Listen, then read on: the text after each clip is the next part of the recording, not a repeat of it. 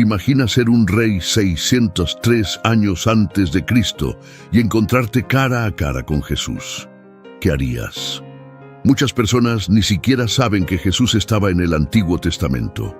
Este evento ocurre en el libro de Daniel durante el reinado de Nabucodonosor, un tirano orgulloso y cruel que descubrió algo más allá de su imaginación. Nabucodonosor dominaba el mundo antiguo como un dictador absoluto y después de someter a Siria, volvió su mirada hacia Egipto, su principal adversario en ese momento. Sin embargo, Judá estaba en su camino y sabía que tenía que eliminarla para lograr su ambición de gobernar un vasto imperio. Fue así como decidió que jóvenes judíos fueran entrenados para servirle, hombres de conocimiento y sabiduría. Entre ellos estaban Daniel, Ananías, Misael y Azarías, quienes se hicieron conocidos como Beltsasar, Shadrach, Meshach y Abednego. Nabucodonosor ordenó la creación de una colosal estatua de oro, una obra magnífica que se alzaba a 90 pies de altura. Probablemente el rey planeaba consolidar su poder reuniendo a todos sus oficiales en una gran ceremonia, donde todos se postrarían ante la estatua en adoración. La desobediencia a esta orden resultaría en ser arrojado a un horno de fuego ardiente y reducido a cenizas. La mayoría obedeció las órdenes de Nabucodonosor, pues estaba decidido a establecerse no solo como el líder político indiscutible de Babilonia, sino también como la autoridad religiosa suprema de la ciudad. Sin embargo, para sorpresa de muchos, hubo excepciones. Shadrach, Meshach y Abednego, a pesar de estar presentes en esa imponente reunión, no se postraron. Estos tres hombres hebreos permanecieron de pie mientras la presión social los empujaba a inclinarse como todos los demás. Se negaron a ceder. Algunos caldeos vieron a estos jóvenes hebreos destacándose y llenos de envidia, así que informaron el hecho a Nabucodonosor. ¿Cómo era posible que estos cautivos hebreos alcanzaran altos cargos a pesar de que su fe les impedía inclinarse ante ídolos? La historia toma un rumbo intrigante y misterioso a partir de este punto. ¿Qué les sucederá a estos valientes jóvenes que desafiaron la voluntad del poderoso rey y se mantuvieron fieles a sus creencias? ¿Cómo la presencia de Jesús pudo haber impactado este encuentro entre el rey y estos hebreos cautivos? Descubre los secretos ocultos en este cautivador episodio de la Biblia, donde la fe, la valentía y el misticismo se entrelazan. Mientras los oficiales de la corte buscaban una oportunidad para acusar a Shadrach, Meshach y Abednego, ellos no dejaron pasar esa oportunidad. Cuando Nabucodonosor se enteró de la situación, se enfureció.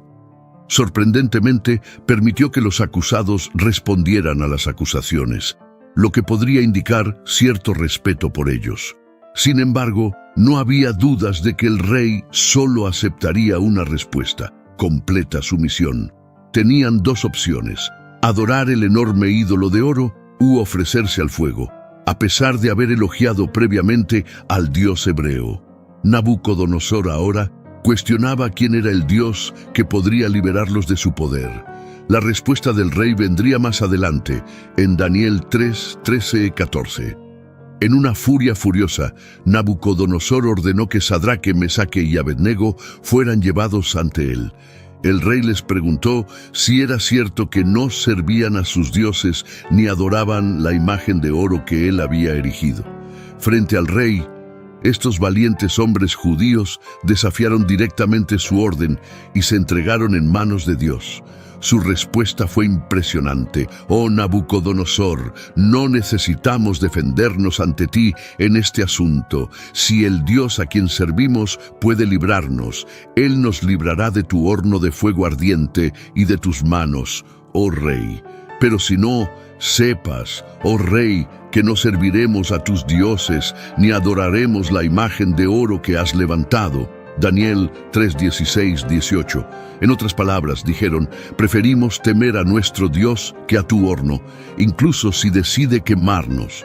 Seguiremos sirviendo al Dios vivo en lugar de a tu ídolo inerte sin valor. Prefirieron la muerte a ser infieles a Dios y, sin duda, habían planeado esta posibilidad desde hace mucho tiempo. La ira de Nabucodonosor al ver desafiada su autoridad es difícil de imaginar, pero aparentemente su rostro estaba enrojecido de furia. Ordenó que el horno se calentara 7 veces más de lo normal para igualar su furia. Cuando fueron arrojados a las llamas, el calor radiante era tan intenso que los hombres que los llevaban murieron. Sin duda, llevaban ropa inflamable. ¿Qué les sucederá a estos valientes hombres judíos? ¿Lograrán sobrevivir al horno ardiente? Descubre el emocionante y misterioso desenlace de este increíble episodio bíblico, donde la fe y la valentía enfrentan la ira de un rey implacable. Los fieles hebreos no tenían esperanza, a menos que la esperanza misma viniera hacia ellos. Daniel 3, 19, 25. En la Biblia amplificada relata que Nabucodonosor se llenó de furia y su expresión facial cambió cuando se dirigió a Sadraque, Mesaque y Abednego. Ordenó que la fornalha se calentara 7 veces más de lo normal y designó a hombres fuertes de su ejército para atarlos y lanzarlos al fuego ardiente. Estos 3 hombres fueron atados con sus pantalones, abrigos, turbantes y otras ropas, y arrojados a la fornalla en llamas. El rey se sorprendió al ver que de hecho habían sido lanzados 3 hombres atados a la fornalla, pero ahora había 4 hombres caminando libremente en medio del fuego, y ninguno de ellos estaba herido. La apariencia del 4.º hombre era como la de un hijo de los dioses. Nabucodonosor afirmó que ese 4.º hombre era el Hijo de Dios, el propio Cristo preencarnado. Durante la parte más difícil de su sufrimiento, Jesús estaba allí con ellos físicamente, en medio de la fornalla. Quizás Sadraque, Mesaque y Abednego no sabían que el Hijo de Dios estaba con ellos, pero eso no importaba. En momentos de aflicción, a veces somos conscientes de la presencia de Jesús, y otras veces no lo somos. Sin embargo, nunca debemos dudar de que Él está presente, incluso cuando no lo percibimos.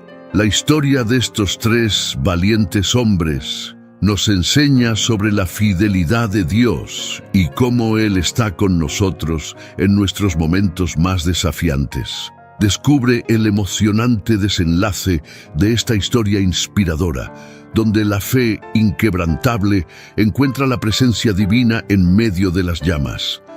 Nabucodonosor observó: veo 4 hombres sueltos caminando en medio del fuego.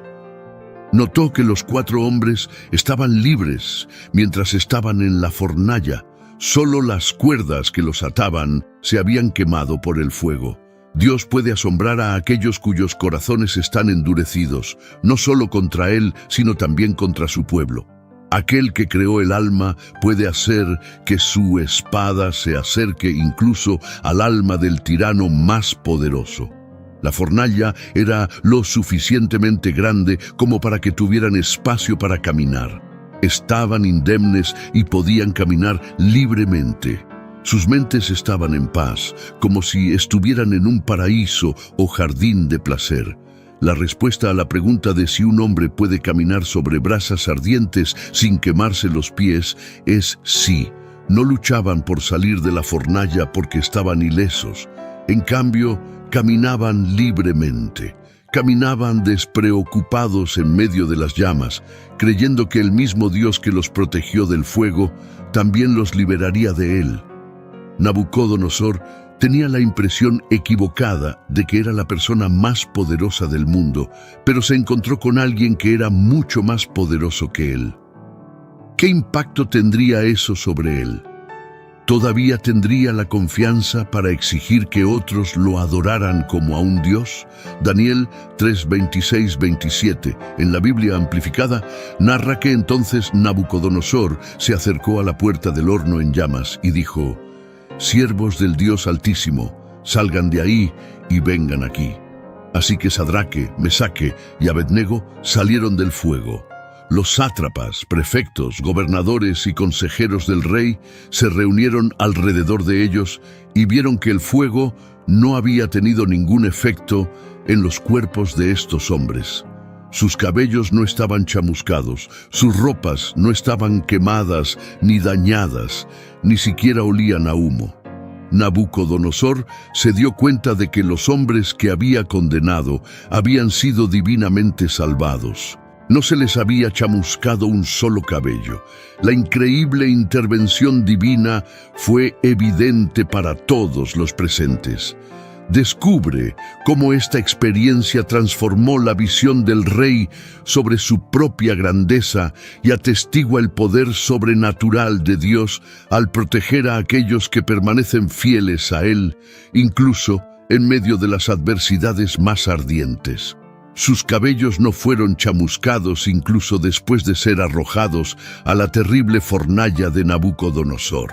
Sobrevivir a ese fuego mortal parecía algo imposible, y es increíble que cualquier persona haya sobrevivido incluso por un segundo dentro de la fornalla.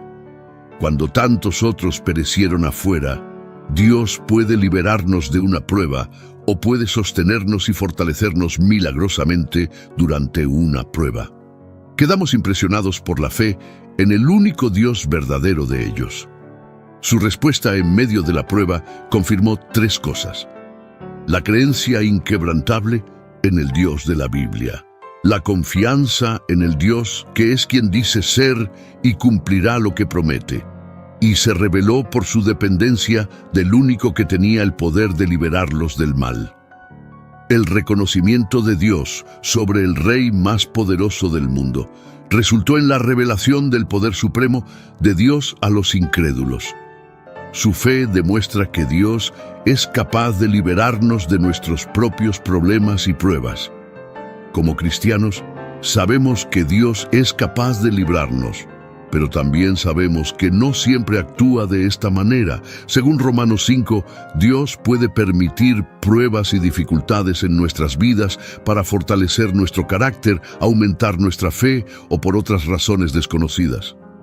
No siempre comprenderemos por qué estamos atravesando una prueba, pero Dios simplemente nos pide que confiemos en Él, incluso cuando es difícil, al igual que Job, quien a pesar del dolor increíble y el sufrimiento casi insoportable, logró decir: aunque Él me mate, en Él esperaré. Job 13:15. También sabemos que Dios no garantiza que nunca suframos o muramos, pero promete estar siempre con nosotros en tiempos de adversidad y persecución. Debemos adoptar la actitud de estos tres jóvenes, afirmando que incluso si Dios no nos libra de la prueba, continuaremos sirviendo solo al Dios verdadero y no nos inclinaremos ante ídolos creados por los hombres. Sin duda, estas son algunas de las palabras más valientes jamás pronunciadas. El punto es que cuando caminamos por la fe, podemos enfrentar una persecución ardiente, pero podemos tener la confianza de que Él está con nosotros, nos dará fuerzas y eventualmente nos liberará. Nos salvará para siempre. Cuando somos perseguidos o sufrimos dolor, podemos tener esperanza porque sabemos que esta vida no es el fin, pues la vida después de la muerte es eterna. Descubre la increíble fortaleza de la fe en medio de las llamas, donde Dios se manifiesta poderosamente para aquellos que confían en Él durante los momentos más desafiantes de la vida. Esta es su garantía para todos los que lo aman y obedecen. Sabiendo que pasaremos la eternidad con Dios, nos permite superar el dolor y el sufrimiento que experimentamos en esta vida. Por siglos, niños y adultos se han maravillado con la increíble historia de Sadraque, Mesaque y Abednego, tres jóvenes que desafiaron al poderoso rey Nabucodonosor. Sus acciones en el libro de Daniel representan una respuesta común en nuestro tiempo: la desobediencia civil, que involucra la oposición personal intencional a un decreto gubernamental que viola los estándares de Dios. Quedó claro que el rey nunca sería el mismo. abandonó al Dios que adoraba en favor del Dios del pueblo que antes había perseguido. Exaltó al Señor e insistió en que sus súbditos adoraran solo al Dios Todopoderoso. Los líderes piadosos deben pedir al Señor que les muestre regularmente destellos de su poder y gloria. Cuando esto sucede, se vuelve más fácil canalizar nuestro celo para servir al único y verdadero Dios que realmente existe. Nabucodonosor respondió y dijo: Bendito sea el Dios de Sadraque, Mesaque y Abednego, que envió a su ángel y salvó a sus siervos que creyeron, confiaron y dependieron de él. Desobedecieron la orden del rey y entregaron sus cuerpos en lugar de servir o adorar a cualquier otro Dios excepto su propio Dios. Por lo tanto, decreto que cualquier pueblo, nación o lengua que hable en contra del Dios de Sadraque, Mesaque y Abednego sea cortado en pedazos y sus casas se conviertan en un montón de basura, porque no hay otro Dios que pueda salvar. De esta manera el rey hizo que Sadraque, Mesaque y Abednego prosperaran en la provincia de Babilonia. Jesús es. Aunque no se menciona con ese nombre ni aparece de la misma manera en el Antiguo Testamento como en el Nuevo, Cristo está presente en el Antiguo Testamento. Jesucristo es enfatizado a lo largo de toda la Sagrada Escritura. Él validó el hecho de que el Antiguo Testamento contiene referencias a Él, como se muestra en Juan 5:56. Después de ser confrontado por un grupo de autoridades religiosas, Jesús explicó que el Antiguo Testamento habla de Él, y aquellos que creen en Moisés también deben creer en Él. La presencia de Jesucristo atraviesa toda la Biblia, conectando el Antiguo y el Nuevo Testamento en una narrativa única y poderosa. Según Jesús, el trabajo de Dios con el hombre desde el principio de los tiempos siempre apuntó hacia Él. Otra ocasión en la que Jesús mostró que está en el Antiguo Testamento fue el día de su resurrección. Más de 300 profecías del Antiguo Testamento señalan a Jesucristo y fueron cumplidas por Él durante su vida en la tierra. Esto incluye profecías sobre su nacimiento único en Isaías 7:14, su ministerio terrenal e incluso la forma en que moriría. Jesús sorprendió al establecimiento religioso cuando se levantó en la sinagoga de Nazaret y leyó de Isaías 61, concluyendo con el comentario: Hoy se ha cumplido esta escritura que acabáis de oír. Lucas 4:18-21. Las cristofonías, que son esencialmente apariciones preencarnadas del Hijo de Dios, son otra forma en que Jesús se encuentra en el Antiguo Testamento. Sin embargo, existen formas aún más profundas en las que Jesús puede ser hallado en el Antiguo Testamento, categorizadas como tipos. Un tipo es una persona o cosa del Antiguo Testamento que prefigura a una persona o cosa en el Nuevo. La vida de José es otro ejemplo que parece modelar la vida de Cristo. Muchos eventos históricos del Antiguo Testamento también son símbolos de lo que Dios haría en el futuro a través de Cristo.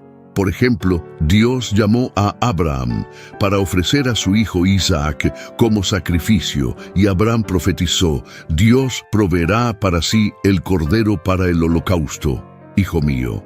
Génesis 22:8. Jesús no solo es mencionado en el Nuevo Testamento, también aparece en varios pasajes del Antiguo Testamento. Él es el Mesías prometido por Dios. Se puede decir que Jesús es el motivo de la Biblia. Él es la palabra viva. La Biblia entera es un faro que nos señala la oferta de reconciliación de Dios, la esperanza de perdón y la vida eterna a través de Jesucristo nuestro Señor. A través del estudio de las Escrituras podemos encontrar la poderosa y redentora presencia de Jesucristo en toda la historia humana, revelando el amor y la gracia de Dios para la humanidad. Si buscas prosperidad y plenitud en todas las áreas de tu vida y quieres aprender cómo la fe y la sabiduría bíblica pueden transformar tu relación con el dinero y llevarte a una vida más próspera, el libro Prosperidad con Dios te ofrece un guía inspirador y práctico para transitar un camino hacia una verdadera riqueza. Descubre cómo fortalecer tu fe en Dios y ponerla en acción, alcanzando el contentamiento, el éxito financiero y una vida abundante. Haz clic en el enlace en los comentarios y sumérgete en este libro lleno de valiosas enseñanzas. Prepárate para una lectura transformadora que te guiará hacia una vida de prosperidad basada en tu conexión con el Creador. No pierdas esta oportunidad de descubrir el verdadero sentido de la prosperidad.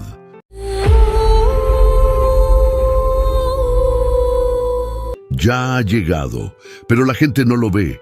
La historia está en movimiento a lo largo de una línea. El mundo en el que vivimos no está experimentando simplemente un evento aleatorio tras otro. Más bien, la historia avanza en una línea. Hubo un comienzo y habrá un final. Dios tiene la historia en una línea de tiempo y la Biblia atestigua esto. La Biblia nos asegura esta realidad de que nos estamos moviendo a lo largo de una línea de eventos proféticos programados. Ahora, dentro de esta línea de tiempo, nos presentan a dos bestias en el capítulo 13 del Apocalipsis. La primera bestia surge del mar con 7 cabezas y 10 cuernos, como se ve en los versículos 1 al 10 del capítulo 13 del Apocalipsis, y es identificada como el Anticristo. La segunda bestia surge de la tierra, haciendo que la gente adore a la primera bestia y engañándola con señales milagrosas, como se ve en los versículos 11 al 18 del capítulo 13 del Apocalipsis, y es identificada como el falso profeta. Hoy nos encontramos al borde de un misterio profundo, uno que ha agitado los corazones y las mentes de eruditos, teólogos y creyentes a lo largo de las edades. Es un tema que se sumerge profundamente en el tejido de nuestra fe y nos conecta con el tapiz en desarrollo del gran diseño de Dios. Vamos a explorar una figura que ha sido temida y malinterpretada, un símbolo de engaño e indicación de los últimos tiempos, el Anticristo. Pero, ¿quién es el Anticristo? ¿De dónde viene? ¿Cuál será su papel en los eventos climáticos que la Biblia predice? Estas preguntas han llevado a muchas teorías, interpretaciones y debates. La imagen del Anticristo ha sido pintada de diversas maneras por diferentes culturas, corrientes de pensamiento e incluso dentro de nuestra propia comunidad de fe.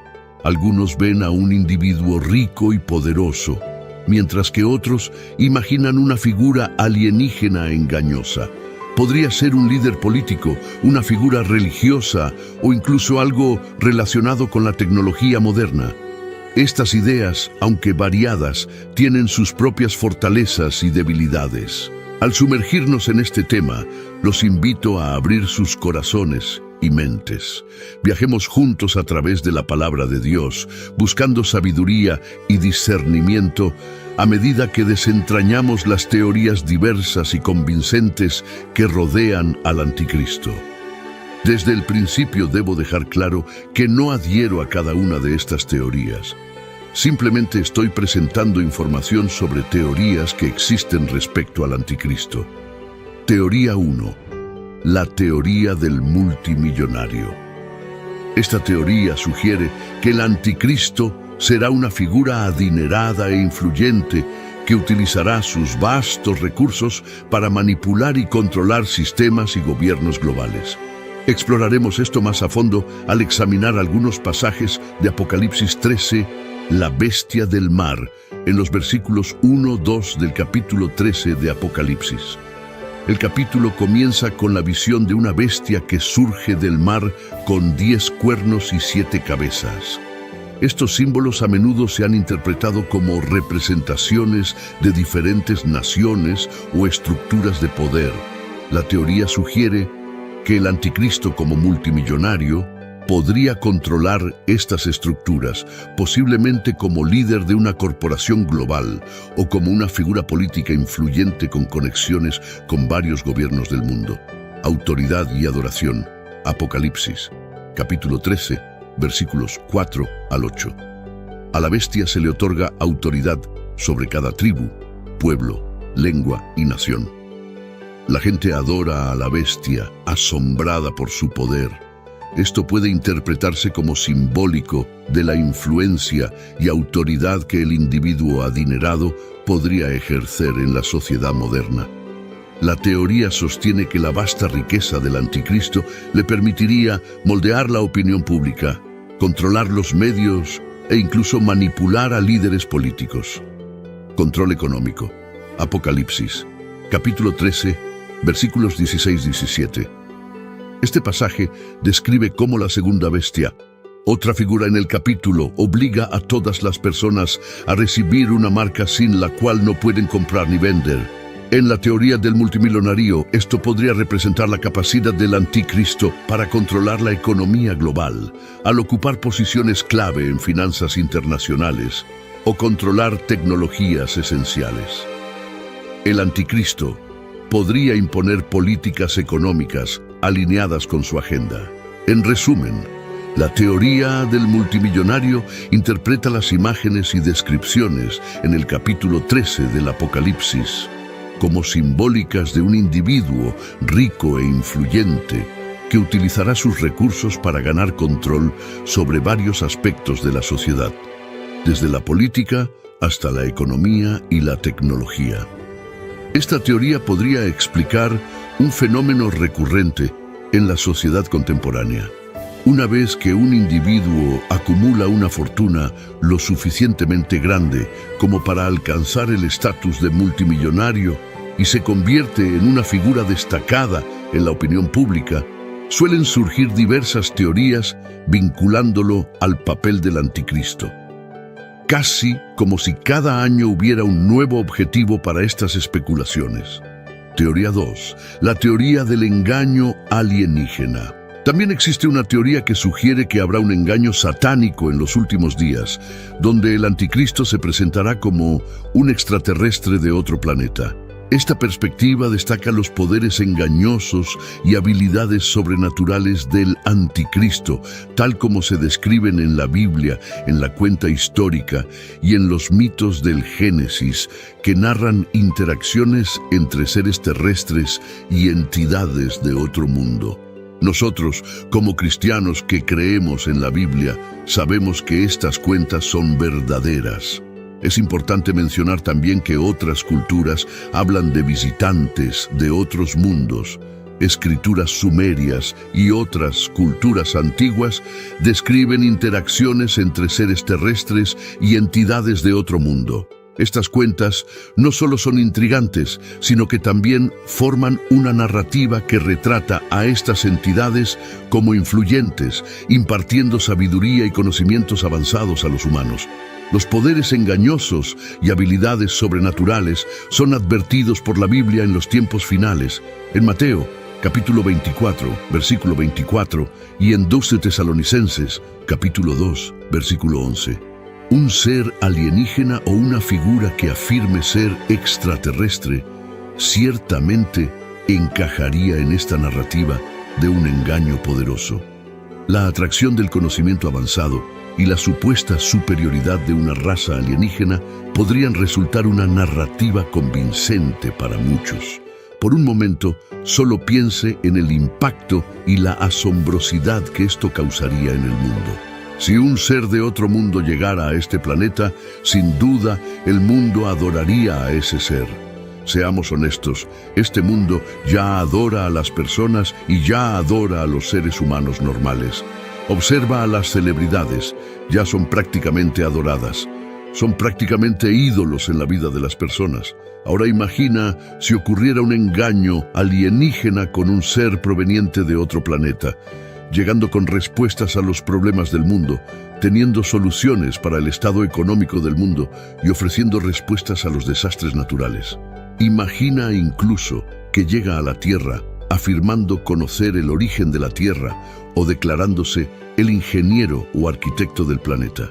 Sin duda, la gente adoraría a este ser e incluso aquellos que van a la iglesia se sentirían atraídos a adorarlo.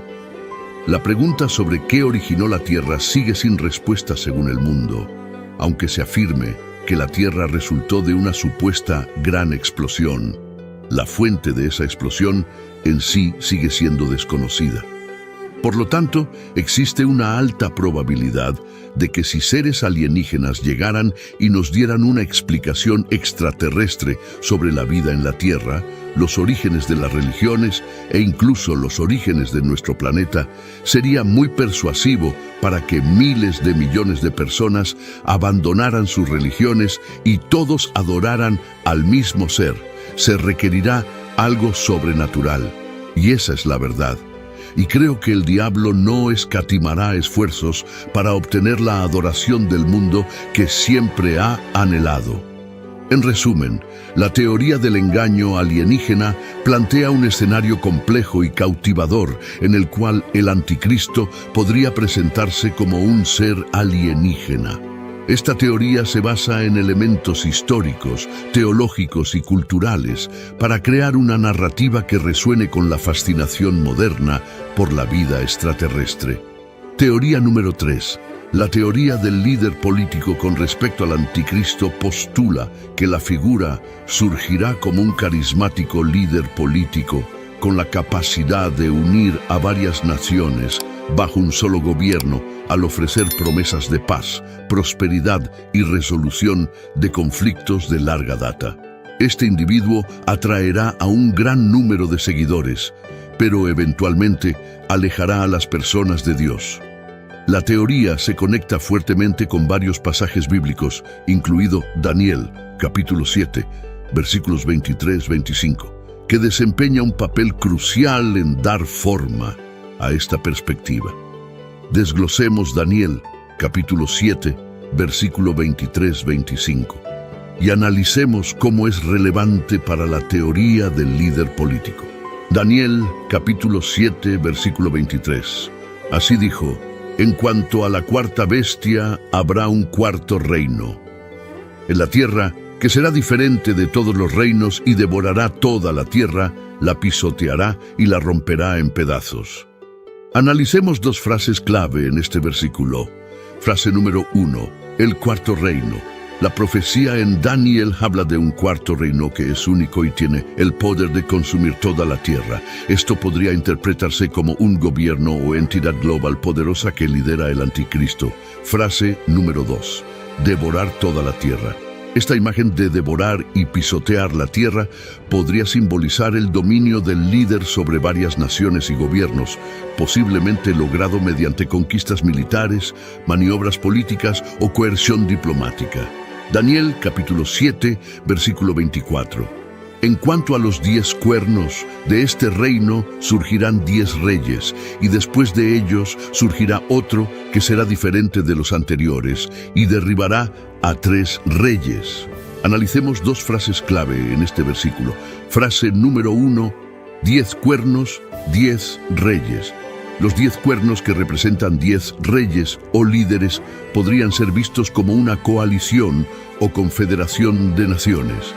El ascenso al poder del anticristo se describe como distintivo y significativo, incluso usurpando a 3 de estos reyes. Frase número 2. Diferente de los anteriores.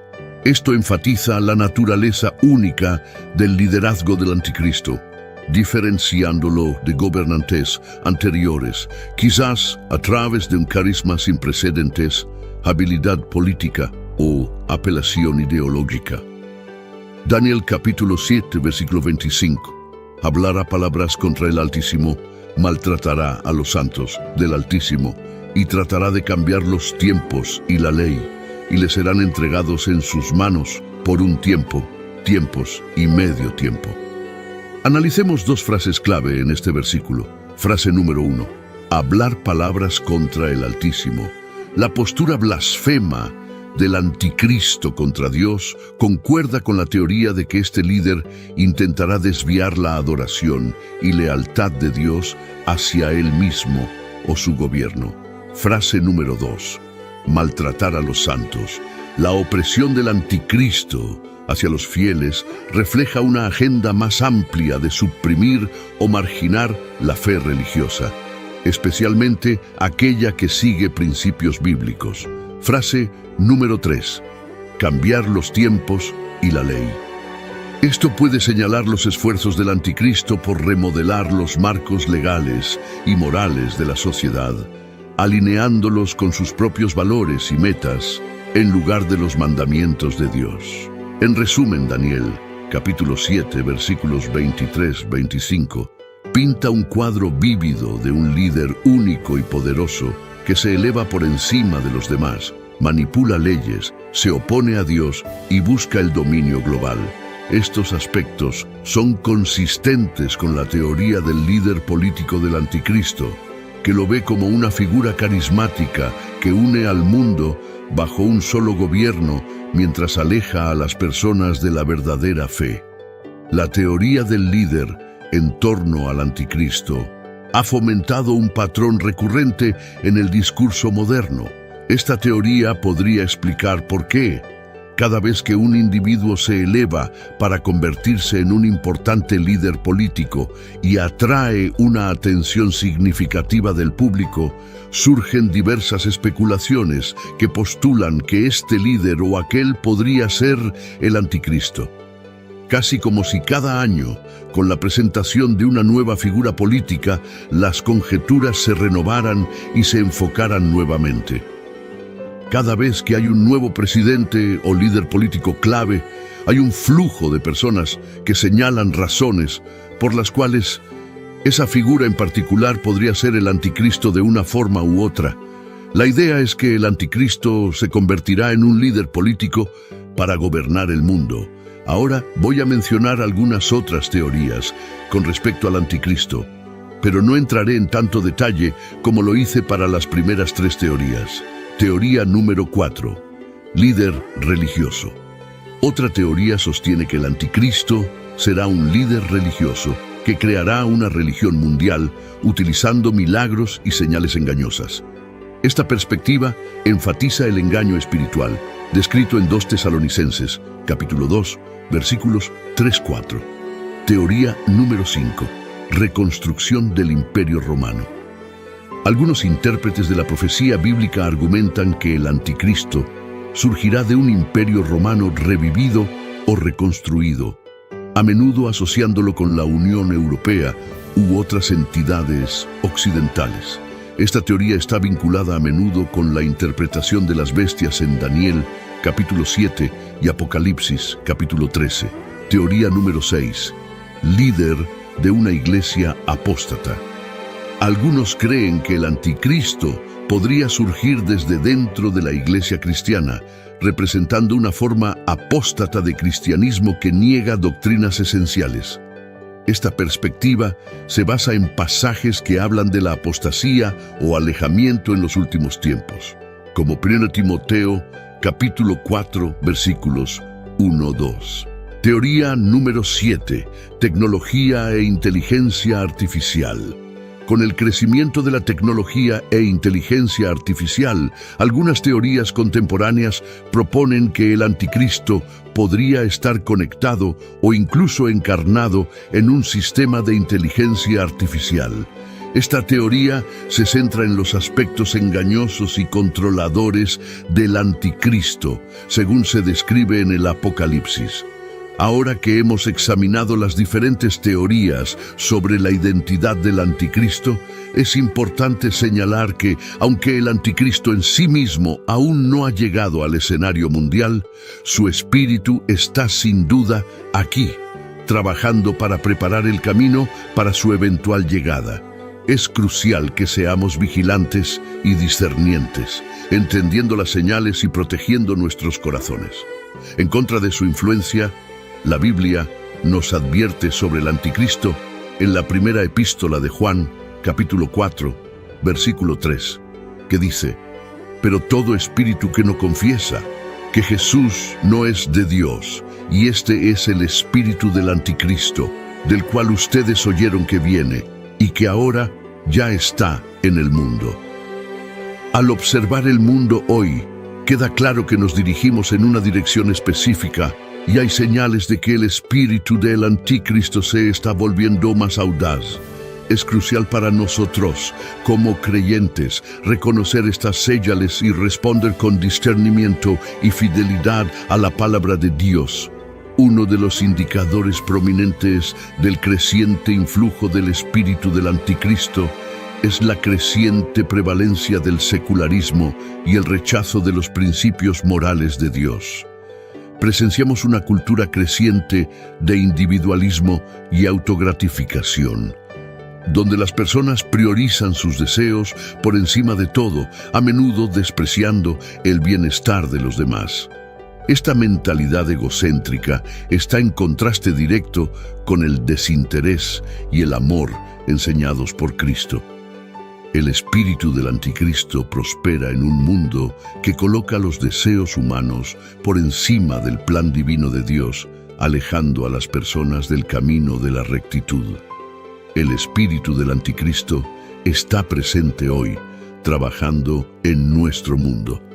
El apóstol Juan habló del anticristo y de muchos precursores, indicando que el anticristo final será precedido por otros que prepararán su camino, todos energizados por el mismo espíritu. Al igual que los creyentes pueden ser llenos del Espíritu Santo, las personas pueden ser influenciadas por el espíritu del anticristo. La sociedad se ha alejado del Señor Jesucristo, abrazando sentimientos antidios, una tendencia que se ha vuelto más pronunciada con el tiempo. Mi abuelo recordaba encontrar Biblias en las aulas en América y habitaciones de hotel en el Reino Unido en su época. La influencia del espíritu del anticristo está creciendo. Las Biblias están desapareciendo de los espacios públicos y el temor a Dios está disminuyendo globalmente, preparando el camino para el hombre del pecado. Puede que la gente piense que el anticristo debe transformar el mundo, pero en realidad, cuando llegue, el mundo ya estará preparado para él. El espíritu del anticristo está aquí hoy y trabaja en nuestro mundo. Hay un declive general en el temor de Dios en todo el mundo, y la razón es simple. El espíritu del anticristo está preparando el camino para la llegada del hombre del pecado. La gente tiene esta extraña percepción de que cuando llegue el anticristo, tendrá que transformar el mundo y realizar un cambio importante en la forma en que opera el mundo. Pero eso no es lo que sucederá cuando el anticristo aparezca en el escenario mundial y tome el centro del escenario en la sociedad. El mundo estará listo y preparado para él. Solo hace falta observar la tendencia general de la sociedad. No es necesario ser teólogo para ver que estos son los últimos días de los que habló Jesús.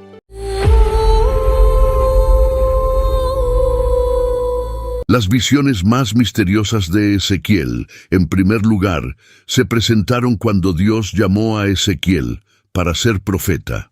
En ese momento, él era un joven sacerdote viviendo como exiliado en Babilonia. Esto marcó un cambio significativo, ya que la responsabilidad de un sacerdote era presentarse ante Dios en nombre del pueblo. Los sacerdotes tenían una labor difícil, pero relativamente sencilla. En cambio, los profetas tenían una tarea considerablemente más desafiante. Iban al pueblo en representación de Dios, y su responsabilidad era decir: así dice el Señor. Al estar frente al pueblo, el profeta proclamaba los juicios de Dios y también debía demostrar que lo que Dios estaba haciendo era justo y correcto. Su objetivo era alentar al pueblo y ofrecerles un mensaje de esperanza si estaban dispuestos a escuchar su palabra del Señor. Esto fue lo que Dios encomendó a Ezequiel. Ezequiel experimentó visiones de Dios y la palabra del Señor le llegó directamente. Lo que vio fue asombroso. Su ministerio estaba bajo mandato y autoridad divina. Ofanim es una antigua palabra hebrea que se traduce como ruedas. Aunque la palabra singular es ofen, las ruedas se mencionan varias veces en el Antiguo Testamento y DPHM puede referirse a ruedas normales en un carro o carroza. Sin embargo, Lo que destaca son las ruedas en el trono de Dios mencionadas en la visión de Ezequiel, según se relata en Ezequiel 1:15-21. Los misterios del universo, los cielos y las criaturas espirituales se revelan en las páginas de la Biblia para que podamos comprenderlo mejor. Las OFM revelan a nuestro Dios como Rey y afirman la soberanía de su reinado. Ezequiel fue testigo de una nube amenazadora de relámpagos y llamas que venía del norte. Ezequiel 1:15-9, Nueva Biblia Americana. Al observar a los seres vivientes, notó una rueda en el suelo junto a cada uno de los 4 seres. La apariencia y la artesanía de las ruedas eran deslumbrantes, parecían topacios centelleantes, y las 4 tenían la misma forma, como si una rueda estuviera dentro de otra. Cuando se movían, lo hacían en cualquiera de las 4 direcciones sin girar, y sus llantas eran altas e impresionantes, cubiertas de ojos alrededor. Cuando los seres vivientes se movían, las ruedas también lo hacían, y cuando los seres vivientes se levantaban de la tierra, las ruedas también se levantaban. Lo que Ezequiel vio o describió en este pasaje es difícil de visualizar en su totalidad, pero presumiblemente es una imagen de un magnífico carro con 4 ruedas que transporta el trono de Dios. La escena da la impresión de un movimiento y actividad continuos, no solo por parte de los seres vivientes, sino también por parte del trono en el que Dios está sentado. El enfoque se extiende no solo a los seres vivientes en sí mismos, sino también a la parte del trono en el que Dios se sienta, según se afirma en Ezequiel 1:26 de la Biblia de Nueva Traducción Viviente. Sobre la expansión que cubría sus cabezas, aparecía algo que se asemejaba a un trono con apariencia de lapislázuli, y en ese trono que se asemejaba en lo alto, había una figura con apariencia humana. Se menciona que cuando se movían lo hacían en cualquiera de las 4 direcciones sin apartarse, indicando un movimiento armonioso y ordenado de las ruedas y sus mecanismos. Un conocido comentarista bíblico comparó su movimiento con el de un rodamiento de bolas, enfatizando su capacidad para moverse en cualquier dirección sin necesidad de un mecanismo de dirección. Al describir las llantas de las ruedas, se señala que eran excepcionalmente altas e impresionantes, llenas de ojos. Esta representación difícil de visualizar transmite una sensación de conocimiento e inteligencia excepcionales, subrayando la naturaleza viva de los querubines. Los ojos simbolizan su capacidad para percibir y entender, demostrando una conexión dinámica con los seres vivientes sobre ellos. La mención de Ofanim se repite en Ezequiel 10:9-13, donde se observan 4 ruedas junto a los querubines, cada rueda alineada con un querubín. La apariencia de las ruedas se asemeja al destello de una piedra deslustrada, y las 4 tienen la misma semejanza, sugiriendo una estructura compleja con una rueda dentro de otra. Similar a Ezequiel 1, estas ruedas se mueven libremente en cualquier dirección sin girar, siguiendo la dirección que enfrentan, retratando una escena de actividad constante y movimiento. Se enfatiza la naturaleza visionaria y surrealista de la experiencia de Ezequiel, reconociendo que la representación puede parecer extraña para los lectores modernos. Sin embargo, este encuentro visionario sirve para revelar percepciones sobre la apariencia y operación de Dios. Las ruedas omnidireccionales subrayan el dominio absoluto de Dios sobre todo el cosmos, enfatizando su omnipresencia, es decir, su capacidad de estar presente en todos los lugares en todo momento. La mención del Espíritu de Dios guiando a los querubines resalta la unidad simbólica de su misión, ilustrando la autoridad suprema de Dios y su derecho a gobernar y reinar, así como su omnipotencia. Los ojos que cubren tanto las ruedas como los querubines simbolizan la naturaleza perceptiva de Dios, resaltando su conciencia y comprensión. La omnisciencia de Dios es que Él ve todo y lo sabe todo. ¿Por qué es importante para los cristianos conocer sobre el ámbito sobrenatural? En Efesios 6:12 se nos dice que nuestra lucha no es contra la carne. Dios desea que los creyentes estén conscientes del mundo más allá de lo que nuestros ojos temporales pueden ver, para que, con el poderoso poder del Señor, estemos preparados para enfrentar cualquier artimaña que el enemigo tenga preparada. En segundo lugar, los querubines son un grupo de seres celestiales creados por Dios. Aunque Ezequiel los encuentra, son los primeros de la jerarquía angelical que aparecen en la Biblia inmediatamente después de la caída de Adán y Eva en Génesis 3. Este relato en el jardín del Edén registra los eventos en los que, al violar el mandamiento de Dios de no comer del árbol del conocimiento del bien y del mal, Adán y Eva podrían haber extendido sus manos y también haber tomado del árbol de la vida para vivir para siempre. Como resultado, fueron expulsados de su paraíso terrenal. ¿Qué habría impedido a Adán regresar al jardín y desobedecer a Dios nuevamente? La respuesta se da en Génesis 3:24. Así que expulsó al hombre y al oriente del jardín del Edén, colocó a los querubines y la espada flameante que se movía en todas direcciones para guardar el camino al árbol de la vida. Desconocemos la reacción de Adán al presenciar por primera vez a esos gloriosos querubines en la historia humana. Quizás asombro, temor y admiración son todas emociones que podrían venir a la mente. Los querubines son seres reales y poderosos, pero en la Biblia a menudo representan cosas celestiales. Fueron integrados en el diseño del Arca de la Alianza y el tabernáculo por orden de Dios. Ezequiel 10:1-9. Ezequiel 10 presenta a los querubines con alas, manos y ojos, rodeados por ruedas dentro de ruedas. Sin embargo, Ezequiel también pinta un tono sombrío en el capítulo 10, y los querubines dan la pista.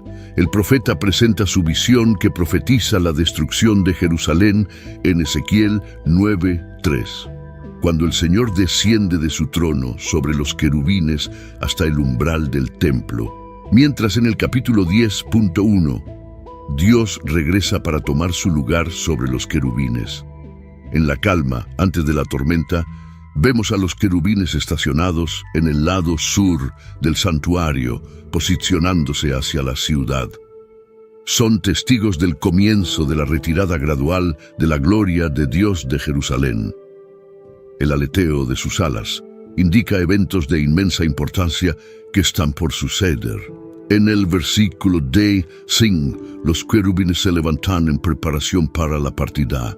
Aunque Ezequiel 10 puede resultar difícil de entender, un punto queda claro: el santuario interior del trono de Dios está siempre abierto para aquellos que se han arrepentido del pecado y han confiado en Cristo como Salvador. Ezequiel 24, 14, 16. En cuanto al querubín anointed, se menciona en Ezequiel 28, 14, 16. Se le describe como el querubín ungido que cubre y que estaba en la montaña santa de Dios, siendo perfecto en sus caminos hasta que la iniquidad fue hallada en él. Debido a su comercio lleno de violencia, fue arrojado como profano de la montaña de Dios y destruido. En la tercera parte, nos encontramos en un tiempo difícil en la vida de Ezequiel. Sedequías era el último rey títere de Judá. La ciudad estaba bajo asedio y Sedequías fue tomado prisionero por el ejército de Nabucodonosor. Ejecutaron a cada uno de sus hijos frente a él, mostrándole que no quedaba nadie en la línea real para sucederlo. Luego procedieron a arrancarle los ojos, de modo que lo último que vio fue la muerte de sus hijos. Después, Nabucodonosor ordenó la destrucción total de Jerusalén. Aunque Ezequiel vivía en Babilonia, a miles de millas de Jerusalén en ese momento, recibió el llamado a predicar. Alrededor de ese tiempo, después de que Dios le había ordenado profetizar el renacimiento de Israel, le mostró una visión del valle de huesos secos. Ezequiel 37, 1, 3. En esta visión, el Señor lo llevó al valle lleno de huesos secos y le preguntó si podían vivir. Ezequiel reconoció la gravedad de la situación y respondió que solo Dios lo sabría. La experiencia profética de Ezequiel no se llama precisamente una visión, pero esa parece ser la idea detrás de la frase «me llevó en el Espíritu del Señor». Ezequiel vio un espacio abierto, un valle que era conocido como el Valle de la Muerte. Estaba tan lleno de huesos humanos que se describía como lleno de huesos. Ezequiel los notó por todas partes, especialmente en el valle abierto. Estos huesos representaban a personas que no solo estaban muertas, sino también deshonradas, ya que no estaban enterradas adecuadamente. La exposición de los restos sin enterrar se consideraba una desgracia impactante para los muertos en la antigua Israel y el antiguo Cercano Oriente. Estos huesos claramente no estaban enterrados adecuadamente. Yacían en la superficie del valle como los restos negados de un entierro adecuado y dejados para los buitres carroñeros. Como israelita y especialmente como sacerdote, Ezequiel comprendió la importancia del tratamiento adecuado de los restos humanos. Aparte de su presencia en un cuerpo vivo, los huesos son muertos. Los huesos secos no solo están muertos, sino que han estado muertos durante mucho tiempo. Los huesos son lo que queda cuando la vida ha pasado. Algo que nunca tuvo vida no dejaría huesos. Sin embargo, cuando algo ha estado muerto durante mucho tiempo, perdemos la esperanza de que vuelva a la vida. Podríamos esperar que un cadáver recientemente fallecido resucite, pero nadie cree que huesos dispersos y separados sobrevivan. Ezequiel respondió admirablemente a la pregunta de Dios con la única esperanza disponible, diciendo: «Oh Señor Dios, tú lo sabes». Ezequiel no tenía esperanza en los huesos, pero sí confiaba en Dios. No asumía saber lo que Dios quería hacer con los huesos, pero estaba seguro de que Dios sí lo sabía. Nuevamente en Ezequiel 37, 4-6 de la Biblia de Nueva Traducción Viviente, Dios le dijo a Ezequiel que profetizara sobre esos huesos secos y les dijera: «Oíd palabra del Señor. Así dice Jehová el Señor a estos huesos: He aquí, yo hago entrar espíritu en vosotros, y viviréis, y pondré nervios sobre vosotros, y haré subir sobre vosotros carne, y os cubriré de piel, y pondré en vosotros espíritu, y viviréis, y sabréis que yo soy Jehová». Ezequiel dejó conscientemente el asunto en manos de Dios, confiando en su poder y sabiduría. Dios le encomendó al profeta la tarea de hablar y profetizar a los huesos secos y muertos. Desde afuera, esto parecía un acto vano y tonto. Ezequiel solo podía predicar este mensaje lleno de fe en Dios. Pero si estaba convencido de que hablaba la palabra del Señor, sabía que la palabra de Dios tenía un poder místico. Dios prometió infundir vida en los huesos secos, prometió poner carne en esos huesos y cubrirlos de piel. Dios resucitaría a los huesos que una vez estuvieron muertos y secos. Los huesos nunca podrían generar vida por sí mismos, pero al proclamar sobre ellos la palabra del Señor, recibieron la promesa de vida, marcada por la respiración que volvería a vivir en esos huesos. Esto tiene un sentido dual, porque las antiguas palabras hebreas para respiración y espíritu son las mismas. Esto fue una concesión del Espíritu Santo de Dios y una restauración del aliento vital. Ezequiel 37, 27. De la Biblia de Nueva Traducción Viviente dice: «Pondré mi espíritu en vosotros y haré que sigáis mis estatutos y obedezcáis fielmente mis leyes». En su raíz, la palabra espíritu denota la sensación de aire en movimiento, que puede cambiar desde una brisa suave hasta un viento violento, o desde un aliento hasta una pasión ardiente. representa tanto el espíritu o disposición del hombre, como cualidades emocionales, como vigor, coraje, impaciencia y éxtasis. Incluye no solo el aliento vital de un hombre, que se le da al nacer y abandona su cuerpo en su último suspiro, sino también el Espíritu Santo, que infunde ese aliento. Así es la rica variedad de la palabra utilizada aquí por Ezequiel. La resurrección que sigue no se refiere directamente a la resurrección individual de la muerte, sino que es simbólica de la recreación y revitalización de la nación en su conjunto, como muestra la interpretación. Ezequiel 37:7-8 de la Biblia de Nueva Traducción Viviente dice: Así que profeticé como se me había mandado, y mientras profetizaba hubo un gran ruido, y he aquí que los huesos se unieron hueso con hueso. Miré y vi que les crecían nervios y carne, y después les creció piel por encima, pero no había en ellos aliento. Si Ezequiel tenía alguna duda, la dejó de lado y siguió la orden de Dios. Instrucciones. Esta proclamación de la palabra de Dios parecía absurda para los humanos, pero Ezequiel obedeció. A medida que Ezequiel profetizaba, hubo primero un traqueteo entre los huesos y a medida que continuaba, los huesos comenzaron a ensamblarse en esqueletos. El texto no dice específicamente, pero se puede suponer que los huesos se ensamblaron correctamente como esqueletos y no en combinaciones extrañas de huesos. Cuando Dios restaura, coloca las cosas de la manera correcta, los músculos y tejidos crecieron alrededor de los huesos después de ser ensamblados. Los huesos estaban vivos y activos, pero les faltaba el aliento de vida. Claramente, la resurrección de los huesos secos se llevó a cabo en etapas. La secuencia que involucra huesos, senú y carne refleja una comprensión de la anatomía disponible para cualquiera que haya presenciado el sacrificio de un animal. También invierte el proceso de descomposición. El cuerpo es la vaina del alma, el traje del alma, la capa superior es la piel.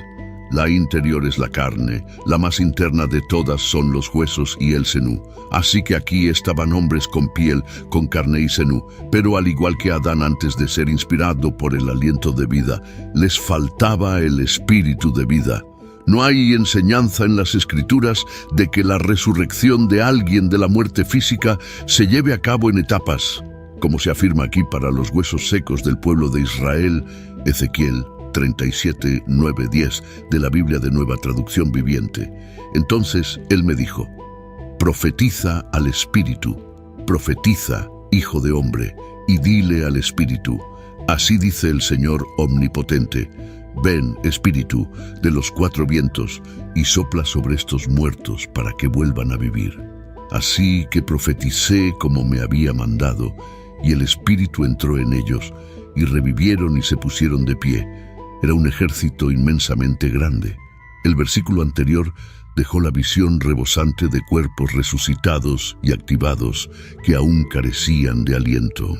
Ahora a Ezequiel se le dijo que invocara al Espíritu, al viento, orando para que el Espíritu soplara sobre estos muertos y pudieran vivir. Ezequiel ya había proclamado la palabra de Dios a los huesos muertos y secos en esta visión, y había sido testigo de un trabajo notable. Sin embargo, no fue suficiente. También se necesitaba la obra del Espíritu Santo. Así que profeticé como me había mandado. Tenía el incentivo de ver el comienzo de un trabajo sobrenatural con la activación de los huesos secos, y ahora profetizaba y oraba para que se llevara a cabo el trabajo. Después de la fiel proclamación de Ezequiel del mensaje de Dios, se completó la obra de revivir los huesos secos. El aliento de Dios entró en los cuerpos reanimados y se pusieron de pie. Las iglesias decadentes pueden ciertamente ser revividas mediante la predicación de la palabra, acompañada por la llegada del aliento celestial de los cuatro vientos. Los huesos no fueron devueltos a la vida para convertirse en un grupo de espectadores o vivir por sí mismos. Se convirtieron en un ejército y uno muy grande. Vivieron para llevar a cabo los mandamientos de aquel que les dio vida. Leemos de un ejército sumamente grande, la palabra hebrea para ejército de soldados fuertes, valientes y bien ordenados. La frase en hebreo está llena de poder o gran multitud, muy, muy grande. Así se levantan para que el profeta y nosotros sepamos cuán seguros estarían en sí mismos y cuán terribles serían para sus enemigos. Con toda palabra y sin espíritu, podemos ser un ejército de muertos, sólidos pero sin el verdadero aliento de vida. Ezequiel 37, 11, 14 de la Biblia de Nueva Traducción Viviente. Entonces me dijo: Hijo de hombre, estos huesos son toda la casa de Israel. Ellos dicen: nuestros huesos están secos y nuestra esperanza ha perecido. Estamos completamente cortados. Por lo tanto, profetiza y diles: así dice el Señor Omnipotente, he aquí, abriré sus tumbas y los haré salir de sus tumbas, pueblo mío. Los traeré a la tierra de Israel. Entonces sabrán que yo soy el Señor, cuando abra sus tumbas y los haga salir de sus tumbas, pueblo mío. Y pondré mi espíritu en ustedes, y volverán a vivir, y los estableceré en su propia tierra. Entonces sabrán que yo, el Señor, he hablado y lo he hecho, declara el Señor.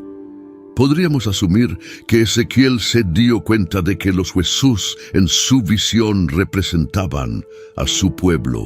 Sin embargo, la revelación de Dios de que representaban a toda la casa de Israel, no solo a aquellos del reino de Judá, podría haberlos sorprendido. Aquellos del reino del norte de Israel que cayó ante los asirios hace 150 años, estarían incluidos en la restauración. Nuestros huesos están secos y nuestra esperanza ha perecido. Estamos completamente cortados. Tanto las casas del sur como del norte de Israel tenían motivos para decir esto.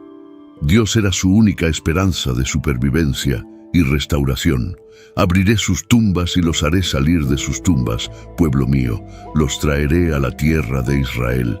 El mismo mensaje se transmite a través de una imagen ligeramente diferente, en lugar de que los huesos sean. Exposición. Aquí están enterrados en tumbas. El resultado es el mismo. La vida se devuelve a lo que estaba muerto. Leemos: pondré mi espíritu en ustedes y vivirán. El aliento en los huesos resucitados no era solo aliento humano, era el espíritu del Dios viviente. Este capítulo en Ezequiel tiene muchas aplicaciones. En primer lugar, Dios cumple lo que se propone.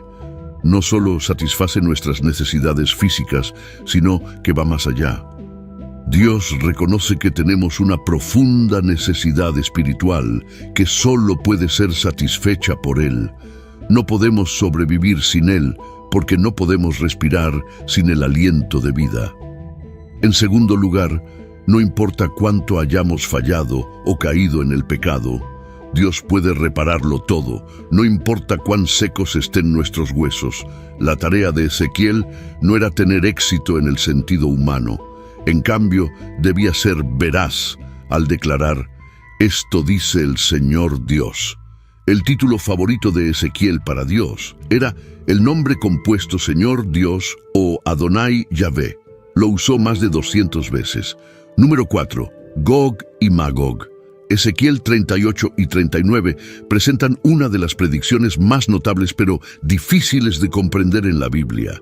Estos capítulos hablan de una invasión del norte de Israel que llegará como una tormenta y cubrirá la tierra como una nube.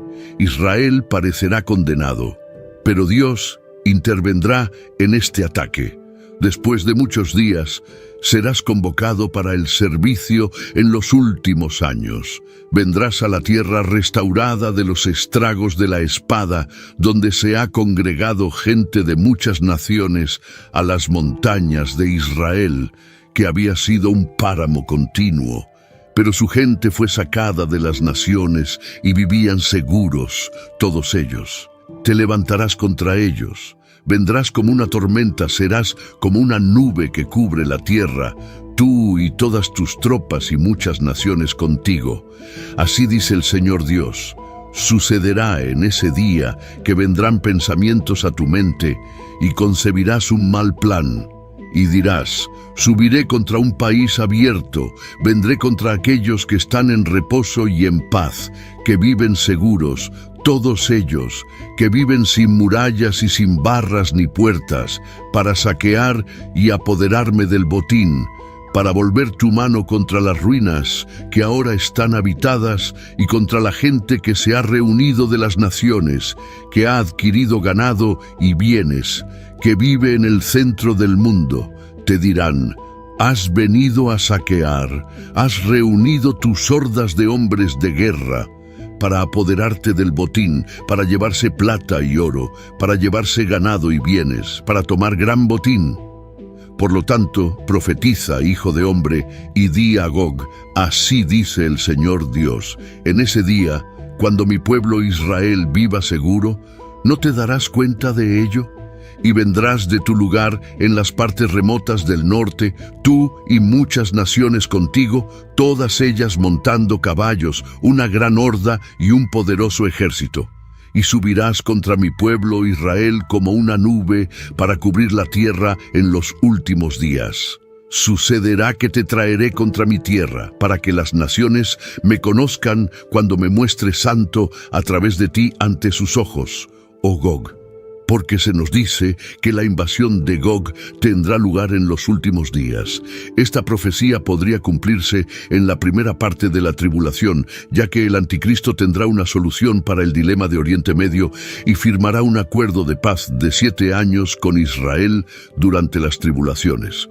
La invasión ocurrirá después de eso. Dios había prometido revivir a Israel de entre los muertos a través de la visión que Ezequiel recibió del valle de huesos secos. Como exiliados en la tierra extranjera de Babilonia, los israelitas habían perdido la fe, pero Dios les aseguró que vivirían nuevamente como nación. Ahora, el Señor continuaba transmitiendo la maravillosa esperanza y futuro que tiene para los hijos de Israel. El capítulo 38 nos presenta a Gog y Magog. El nombre Gog se refiere al líder de la tierra de Magog. Nos dicen que estos eventos tendrán lugar en los últimos días. La invasión de Israel vendrá del norte según la palabra de Dios. Ezequiel 39:2, de la Biblia amplificada. Partes del norte y te llevaré contra las montañas de Israel.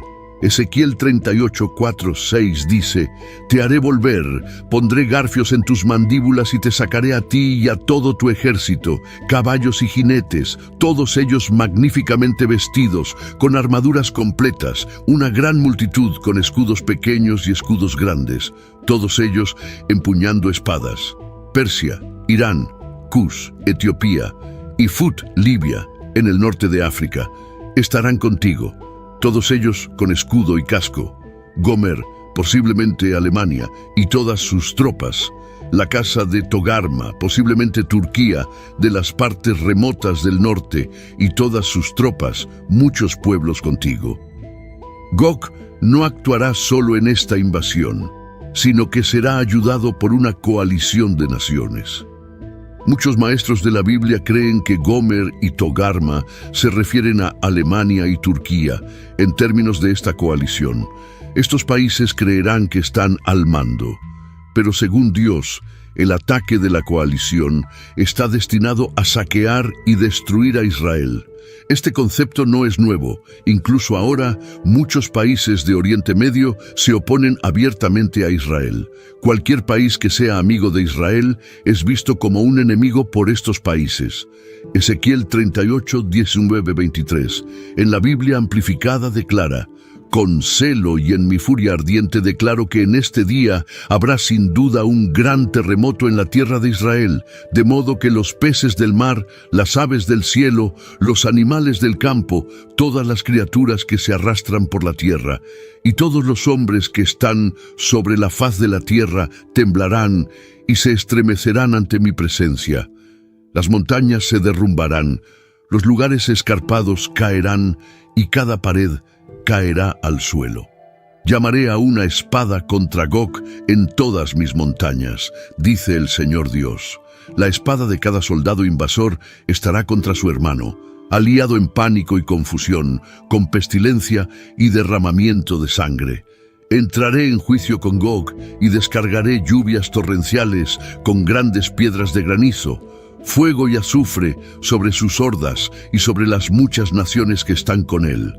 Así me magnificaré y demostraré mi grandeza, y me santificaré, y seré reconocido y me daré a conocer ante la vista de muchas naciones. Sabrán, sin lugar a dudas, que yo soy el Señor. Dios nos informa que el juicio y la intervención divina se desatarán en respuesta a la invasión liderada por Gog, demostrando su magnitud y poder supremos. Dejaré que esta invasión ocurra para que las naciones del mundo se vean obligadas a darse cuenta de quién es cuando intervenga y exhiba su justicia. El Señor expresa su furia ante esta invasión. La redacción en el verso 19 recuerda a un terremoto o quizás a una bomba nuclear. En el verso 20 observamos las secuelas del desastre. Calamidades naturales, confusión y terror serán utilizados por Dios para matar a estos invasores. Cuando haya terminado con Gog y su coalición, todos sabrán que Dios está en el poder. Aniquilación de Gog. Ezequiel 39:1-6. En la Biblia amplificada dice: «Y tú, hijo de hombre, profetiza contra Gog. Así dice el Señor Dios: He aquí, yo estoy contra ti, oh Gog, príncipe supremo de Mesec y Tubal.